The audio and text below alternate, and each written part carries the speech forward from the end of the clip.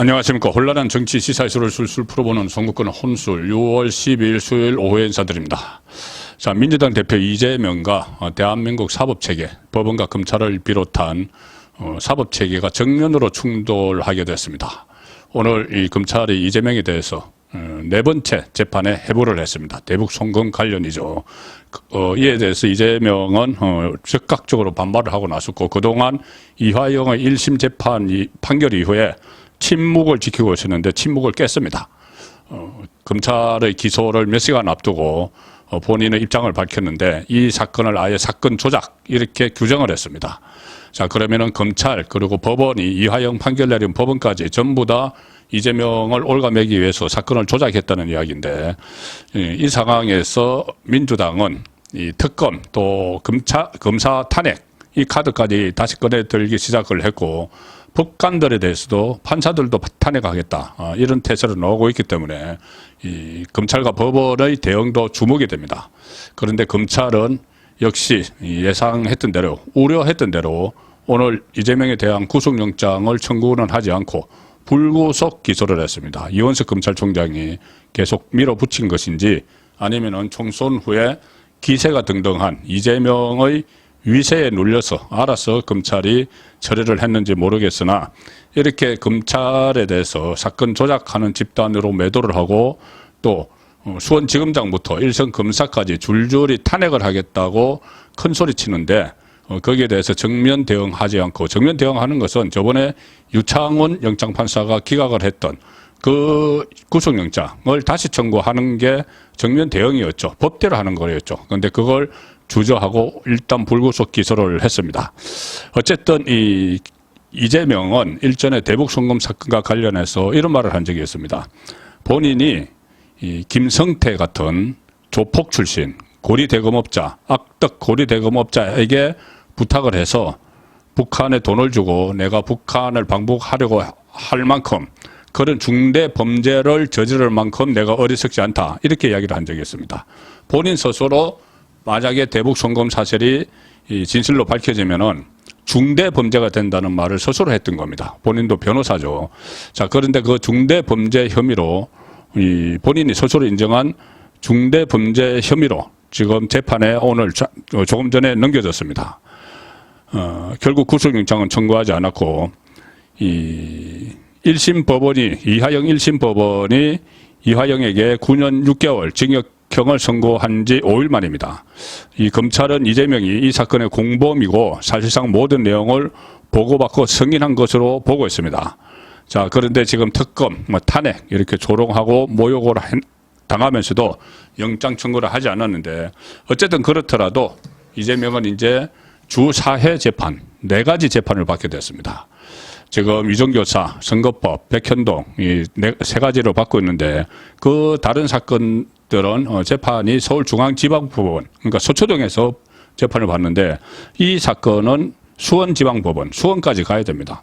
주 1회 재판만 해도 매주 1회 수원 가서 재판을 받아야 되고, 3일은 또 서울중앙지검 서초동 가서 재판을 받아야 되니까, 이 상황에서 과연 당 대표직을 수행할 수 있을지 회의감이 드는데, 이재명은 지금 끝까지 버티기 위해서 오늘 또 어젯밤에 메시지를 내놨습니다. 이 사건 조작이라고 주장하는 건데, 그 사안은 잠시 후에 말씀드리고, 일단 오늘 수원지검 형사 6부가 제3자 뇌물죄, 그리고 외국한 거래법 위반, 남북교류협력법 위반, 이 3가지 혐의를 적용을 해서 기소를 했습니다. 그리고 이화영도 더 형을 더 받게 됐습니다. 뭐냐면은 이 9년 6개월 받은 것은 본인의 뇌물죄, 그리고 외국한 관리법 위반이죠.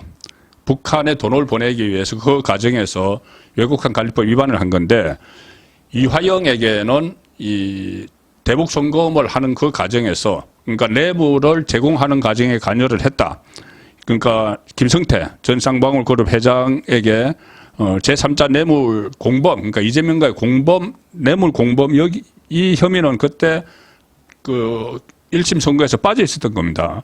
그런데 이번에 이거를 이재명과 같이 공범으로 제3자 뇌물 혐의를 적용을 해서 추가 기소를 했기 때문에, 자, 지금 9년 6개월을 받았죠. 그런데 제3자 뇌물죄는 상당히 형량이 높습니다.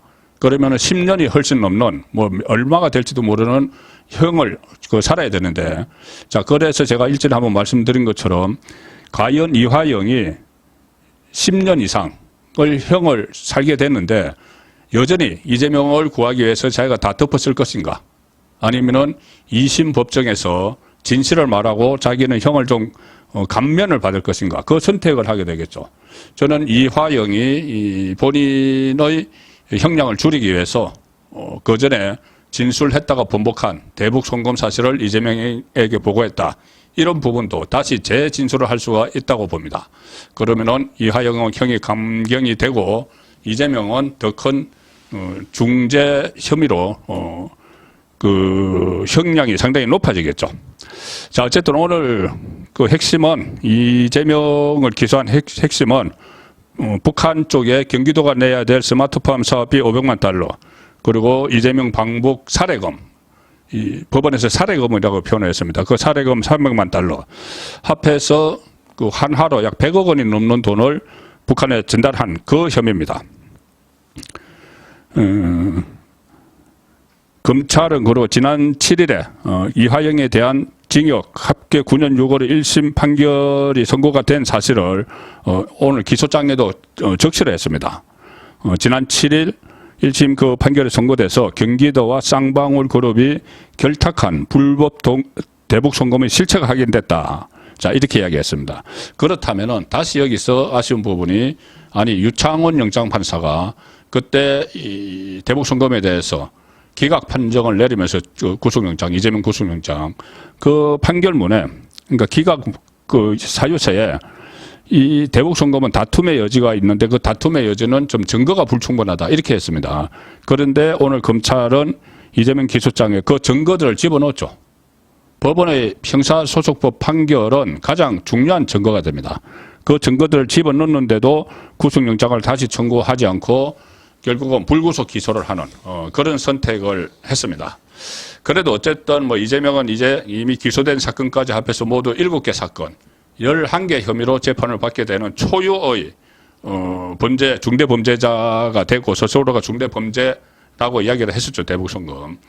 이미 대장동, 백현동, 뭐 위례 신도시, 이런 것들, 그리고 성남FC, 불법 후원금, 위정교사, 이 공직선거법 여러 재판을 받고 있는데 아직도 더 있습니다. 대북송금이 끝이 아니고 부인 김혜경 씨와 같이 연루된 법인카드, 정자동 호텔 그 개발 특혜, 그리고 또 쪼개기 후원금, 여기도 관련자들을 소환하기 시작을 했죠. 김성태 쪽에서, 쌍방울 쪽에서 쪼개기 후원금 준 거 줄줄이 남아 있습니다. 자, 이 상황에서 과연 대표직을 수행할 수 있을지, 정말 자기 말대로 다음 대통령 선거에 나와서 모든 것을 셀프 사면할 수 있을지 점점 불확실해지는데 이재명은 마지막까지 버팁니다.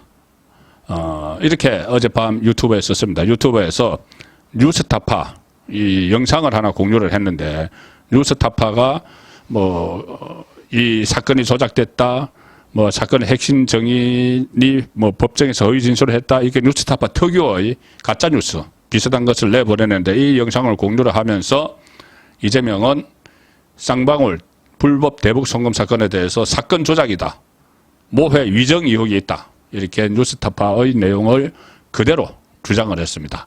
이 이야기는 뭐냐 하면은 이것을 사건 조작이라고 해서 지금 특검을 하겠다고 하죠. 대북 송금 특검을 민주당이 하겠다.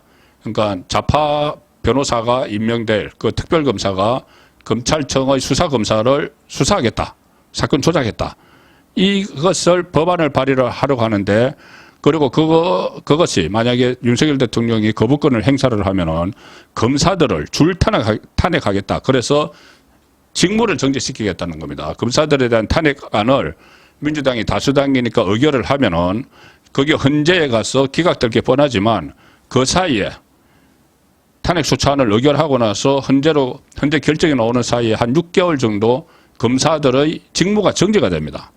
그러면 수사를 더 할 수도 없고, 지금 이 쪼개기 후원금 이런 거 수원지검에서 다 하고 있죠. 법인카드 수사를 할 수가 없고 또 공소 유지가 어려워지는 거죠. 대북 송금 사건 같은 경우는.